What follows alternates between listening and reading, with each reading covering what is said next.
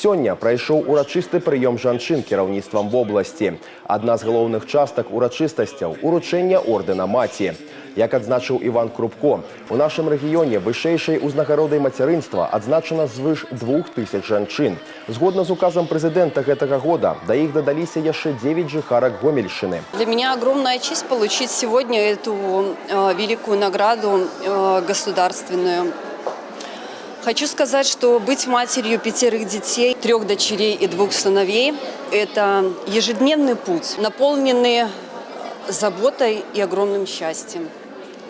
Хочу сказать огромное спасибо своим родителям, что научили меня любить, а также своим детям, что они выбрали меня быть их матерью. Хочу сказать, что этот орден принадлежит всей моей семье.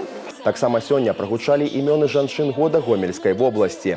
У іх ліку паспяховыя кіраўнікі, жыхаркі рэгіёна з актыўнай грамадзянскай пазіцыяй, шматгранныя прадстаўніцы моладзі. Падрабязны рэпартаж пра жанчын, якія сваёй працай прыносяць значны ўклад у развіццё не толькі вобласці, але і краіны, глядзіце ў наступных выпусках.